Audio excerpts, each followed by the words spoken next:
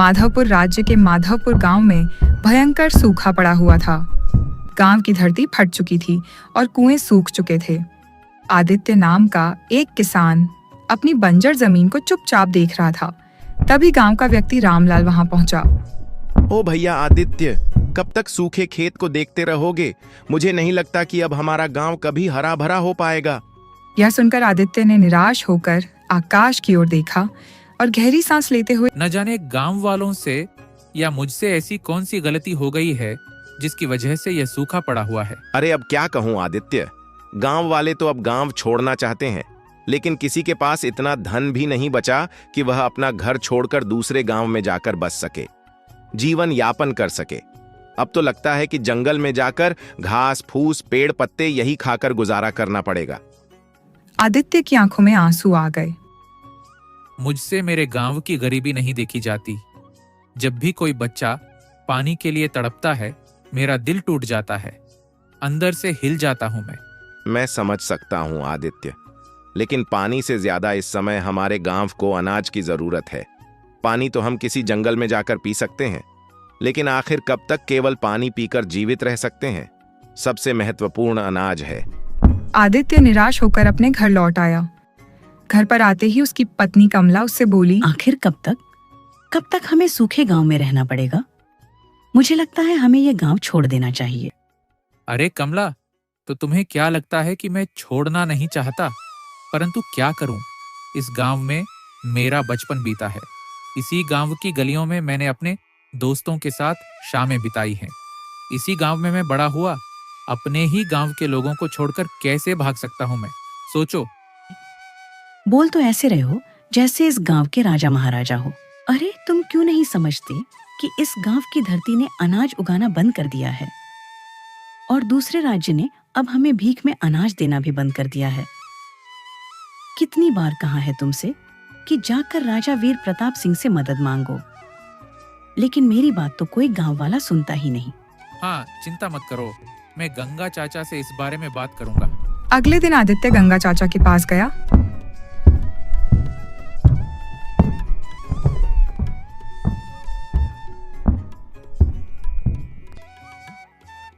प्रणाम चाचा। बात यह है कि आप तो देख ही रहे हैं, गांव में भुखमरी बढ़ती चली जा रही है। तो चाचा, क्यों ना हम राजा वीर प्रताप सिंह से मदद मांगने जाएं? अच्छा, और तुम्हें क्या लगता है कि राजा वीर प्रताप सिंह से गांव वालों ने मदद मांगने का प्रयास नहीं किया होगा? मैं वहां स्वयं गया था, लेकिन राजा ने साफ साफ मना कर दिया। उन्होंने कहा कि वह पहले ही बहुत मदद कर चुके हैं, हम और नहीं कर सकते। बल्कि उनके मंत्री ने तो यह तक कह दिया कि हमारा गांव श्रापित है। इसीलिए तो 5 साल से बारिश नहीं हुई। बिना मुखिया के गांव ऐसा ही होता है। चाचा, कुछ भी कहो, मुखिया जैसा भी था, लेकिन वह समय पर अच्छी सलाह तो दिया करता था। ना जाने वह कहाँ लापता हो गया, और वह अपने साथ साथ इस गांव की खुशहाली भी ले गया। सही कह रहे हो आदित्य, मुखिया का परिवार भी बहुत परेशान रहा, लेकिन मुखिया का कुछ पता नहीं चला। जंगल का कहकर गया था और आज तक लौटा ही नहीं। उसके जाने के बाद गांव में कभी खुशहाली नहीं आई। वैसे भी गांव वाले उससे नफरत करते थे। हाँ, वो तो इसीलिए क्योंकि मुखिया थोड़ा लालची किस्म का आदमी था। पर लेकिन गांव वाले इतनी भी ज्यादा नफरत नहीं करते थे कि वो गांव छोड़कर ही चला जाए। इतना कहकर आदित्य वहां से चला गया। तभी एक 10 वर्ष का बच्चा उसके पास आ पहुंचा। चाचा, मुझे भूख लगी है। मेरे घर में 2 दिन से कुछ भी नहीं बना। इतना कहकर बच्चा बेहोश हो गया। आदित्य की आंखों में आंसू आ गए। वो गांव की ओर नहीं गया, बल्कि जंगल की राह पकड़ ली।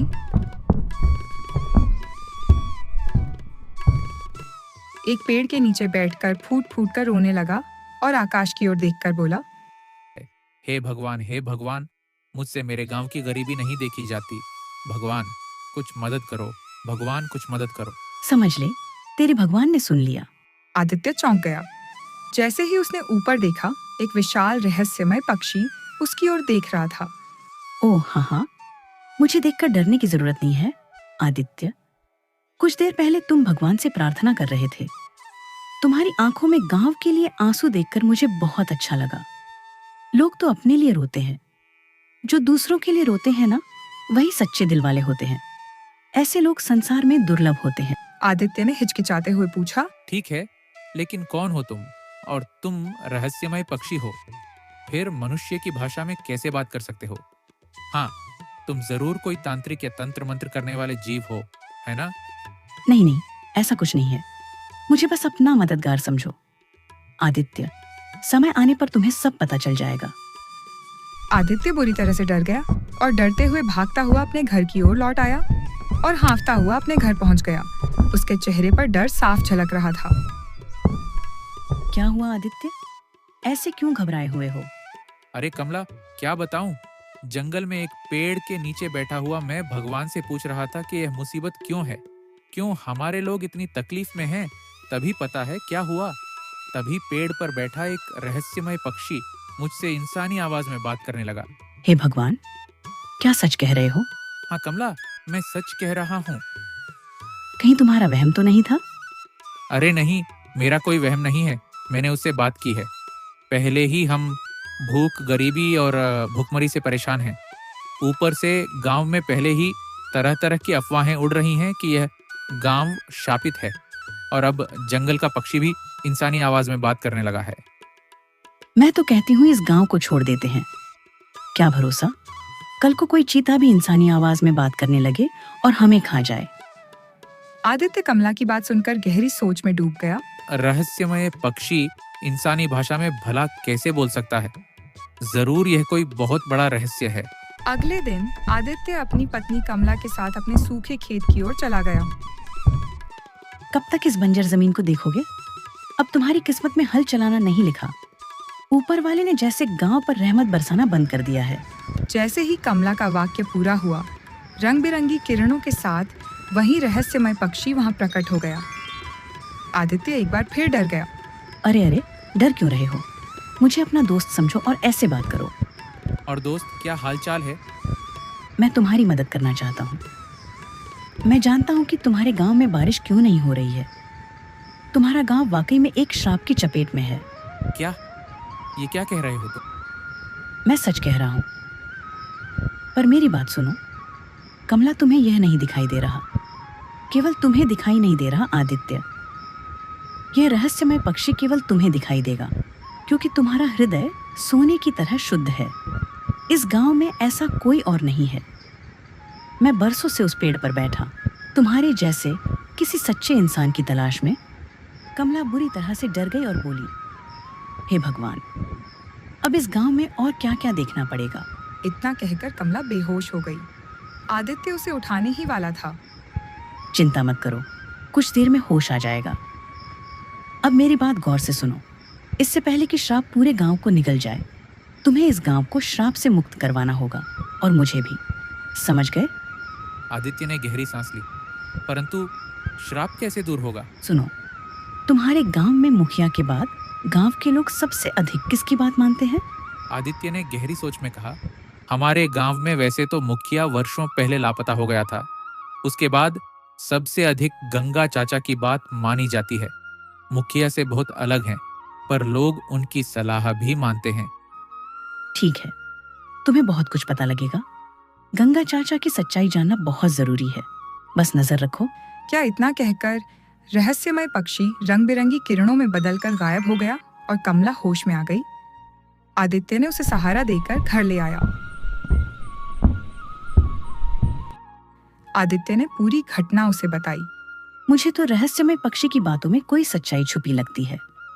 अगर वह कह रहा है कि गंगा चाचा पर नजर रखो, तो जरूर कुछ होगा। अगले दिन रात के घने अंधेरे में आदित्य चुपचाप गंगा चाचा के घर के बाहर खड़ा हो गया।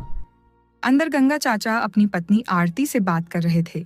आखिर कब तक हम इस गांव में ऐसे ही रहेंगे? तुम्हारे पास इतना धन है, फिर कब तक गरीब होने का दिखावा करोगे और गांव वालों की आंखों में धूल झोंकते रहोगे? अरे बकवास बंद कर आरती। तुझे पता भी है सारा धन मुखिया के पास है। मैंने उसे सारे धन को छुपाने के लिए जंगल भेजा था। वह आज तक वापस नहीं आया। तुमसे बड़ा मूर्ख मैंने नहीं देखा। अपने लालची मित्र मुखिया को पहचान नहीं पाए। वो तो कभी वापस आएगा ही नहीं और हम खाली हाथ रह गए। कितनी मुश्किल से तुमने राजा वीर प्रताप सिंह के सामने गांव की भुखमरी का रोना रोकर इतना सारा धन लिया था। सोचा था उस धन से अमीरों की तरह झेंगे, लेकिन सारा धन मुखिया ले गया। हाँ, मुखिया लालची जरूर था, लेकिन मेरा मित्र भी था। अगर वह भागने वाला होता तो उसका परिवार आज भी यहाँ क्यों होता? मुझे तो लगता है कि जरूर वह किसी मुसीबत में है। मैंने उसे जंगल में बहुत तलाशा, लेकिन कुछ मिला नहीं। हे भगवान, आखिर हमें कब तक यह दिन देखने पड़ेंगे? मत भूल कि वह मुखिया भी राक्षस का पुजारी था और उसी की पूजा की वजह से यह सब कुछ पता चला। गांव में इतना भयंकर सूखा पड़ा। और हाँ, उसने यह भी सलाह दी थी कि हमें राजा वीर प्रताप सिंह के पास जाना चाहिए और सूखे की भविष्यवाणी को लेकर ढेर सारा धन मांगना चाहिए। अब क्योंकि राजा वीर प्रताप सिंह साधुओं का बहुत आदर करते हैं, इसी कारण हमने झूठ बोला कि यह भविष्यवाणी जंगल में रहने वाले एक साधु महाराज ने की है। देखा जाए तो सब कुछ योजना के मुताबिक हुआ। वह धन लाने में हम सफल हुए थे और हमने अपने खेत, जमीन, जायदाद गांव वालों को मूर्ख बनाकर बेच दिया। पर यही तो गड़बड़ हो गई। जब तक हम जाते, हमने सोचा कि खजाने को सुरक्षित रखना चाहिए। मैंने दे दिया मुखिया को कि जा भाई, इसको किसी सुरक्षित स्थान पर रख दे। बस इसके बाद से वह कभी लौट कर आया ही नहीं। बाहर खड़ा आदित्य यह सब सुनकर बुरी तरह चौंक गया। उसके चेहरे की हवाइयां उड़ चुकी थीं। वो दबे पांव वहां से हट गया और गंगा चाचा के घर से दूर एक पुराने पीपल के वृक्ष के नीचे जाकर बैठ गया। तभी वहां अचानक रंग बिरंगी किरणों में वही रहस्यमय पक्षी प्रकट हुआ। उसकी आंखें चमक रही थीं और उसकी आवाज में अजीब रहस्य समाया हुआ था। मैं देख रहा हूँ कि तुमने गंगा चाचा और मुखिया की बातें सुन ली है। हाँ हाँ, सुनी है। और मुझे यकीन नहीं हो रहा कि गंगा चाचा और मुखिया इतने घटिया किस्म के इंसान हो सकते हैं। वे भगवान के नहीं बल्कि राक्षस के पुजारी थे। अब तो मुझे लगने लगा है कि गांव में जो सूखे की भविष्यवाणी थी वह असली नहीं थी। असली वजह तो उनकी राक्षस की पूजा रही होगी। और यह भी लग रहा है कि कल गंगा चाचा ने जो राजा से मदद की बात की थी वह भी झूठ था। हम तुम सही कह रहे हो, क्योंकि गंगा चाचा अब दोबारा कभी भी राजा के पास नहीं जाएगा। और जाएगा भी तो कौन सा मुंह लेकर जाएगा? राजा पूछेगा कि उसने जो खजाना दिया था वह कहाँ गया। ये क्या? वो कैसे? चुपचाप अब मेरे साथ चलो। आ जाओ। मैं चाहता हूँ कि यह श्राप जल्द से जल्द खत्म हो। आओ जल्दी। इतना कहकर रहस्यमय पक्षी फड़फड़ाते हुए उड़ने लगा और आदित्य उसके पीछे पीछे चल पड़ा। उनके आगे एक गहरा डरावना जंगल था, जहां से पेड़ों की परछाइयां भी कांप रही थीं। चारों ओर काले उलझे हुए पेड़ किसी जले हुए श्मशान की तरह खड़े थे। चंद्रमा की रोशनी टूटे हुए बादलों के बीच से छन कर आ रही थी। अरे रहस्यमय पक्षी, ये जंगल तो बहुत डरावना है। हम किस ओर जा रहे हैं? डर से बड़ा कोई भ्रम नहीं होता। चलो, हम गुफा के करीब पहुंच चुके हैं। आदित्य और रहस्यमय पक्षी जैसे जैसे जंगल के भीतर बढ़ते गए, हवा ठंडी होती गई। वहां के वृक्षों से कायल लटक रही थी। कुछ ही में उनके सामने एक विशाल चट्टान आई, जिसके बीचों बीच एक अंधेरी और गहरी दरार जैसी गुफा का द्वार था। उस द्वार से भीतर झांकने पर कुछ भी नहीं दिखता था। बस एक ठंडी और भारी हवा बाहर की ओर बह रही थी। ऐसा प्रतीत होता था मानो गुफा स्वयं सांस। आदित्य उसके पीछे पीछे उस रहस्यमय गुफा में चला गया। भीतर पहुंचकर उसकी आंखें चौंधिया गईं। वहां अथाह सोना, चांदी और रत्नों का ढेर पड़ा हुआ था। अब तुम्हारे सामने दो रास्ते हैं। या तो इस खजाने को लेकर अपने गांव लौट जाओ और सबकी मदद करो, या फिर अपनी पत्नी को साथ लेकर इस खजाने के साथ कहीं दूर जाकर जीवन भर अमीरी में रहो। अरे बकवास मत करो। तुम जानते हो कि मेरे लिए यह खजाना कुछ भी नहीं है। मैं तो बस इतना चाहता हूँ कि मेरे गांव के लोग भूख से ना मरे। मुझे आज भी याद है वह बच्चा जो मेरे पास आया, भूख भूख कहते हुए बेहोश हो गया। नहीं, मेरे लिए इस खजाने की अहमियत बस इतनी ही है कि मैं सबकी मदद करूं। तभी रंग बिरंगी चमक फैल गई और एक साधु प्रकट हो गया, जिसे आदित्य ने पहले कभी नहीं देखा था। आदित्य, सवालों के जवाब मैं बाद में दूंगा। पहले यह बताओ कि क्या तू इस खजाने को चाहता है या चाहता है कि तेरा मध्यापुर फिर से हरा भरा हो जाए और आकाश से पानी की बूंदें बरसने लगे। प्रणाम साधु महाराज। अगर मेरा गांव फिर से हरा भरा हो जाए और सूखा समाप्त हो जाए तो मैं इस खजाने को देखना भी नहीं चाहता। मुझे खजाना नहीं चाहिए, बस गांव के लोग भूख से न मरे, इतना ही मेरा उद्देश्य है। इतना कहते ही वही रहस्यमय पक्षी रंग बिरंगी चमक के साथ बदल गया। अब वहां मुखिया खड़ा था। मुखिया जी, आप हाँ, वही मुखिया। मैं श्राप की वजह से रहस्यमय पक्षी बन गया था। अब तुम्हारे सामने सब सच है। गंगा चाचा और मैं भगवान के नहीं, राक्षस के पुजारी थे। एक दिन राक्षस ने हमारी पूजा से प्रसन्न होकर हमें बताया कि कुछ समय बाद गांव में भयंकर सूखा पड़ेगा। उसने कहा कि राजा से भविष्यवाणी के नाम पर खजाना मांगो। राजा साधुओं का बहुत आदर करते हैं। बस इसी का फायदा उठाकर हम दोनों ने राजा से आधा खजाना प्राप्त किया। गंगा चाचा ने ही मुझे कहा था कि खजाना कहीं छिपा दे, और मैं यही खजाना छुपाने आया था। तब आदित्य तुम वहां पहुंच गए। मैंने उसे बहुत समझाया कि असली प्रकोप उसकी राक्षस पूजा की वजह से ही आने वाला है, मगर वह नहीं माना। तब मैंने उसे श्राप दिया और वह रहस्यमय पक्षी बन गया। जब कोई ऐसा व्यक्ति आएगा जिसका हृदय सोने जैसा निर्मल होगा और वह खजाने तक पहुंचेगा तो मुखिया मुक्त हो सकेगा, और तुम वही व्यक्ति हो। आदित्य ने मुखिया को और खजाने को साथ लेकर गांव की ओर प्रस्थान किया। गांव में पहुंचते ही सभी लोग खजाने को देखकर चकित रह गए। गंगा चाचा डर के मारे कांपने लगा। हाँ, डर क्यों गए गंगा चाचा? तुम्हारी असलियत अब सबके सामने आ चुकी है। तभी वहां राजा वीर प्रताप सिंह अपने सैनिकों के साथ पहुंचे। गांव में भीड़ देखकर मैं चौंक गया। आदित्य, बताओ ये क्या घटना है?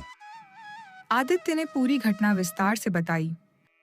कुछ समय से हमें खबर मिल रही थी कि मध्यापुर में भयंकर सूखा पड़ा है। हम स्वयं देखने आए।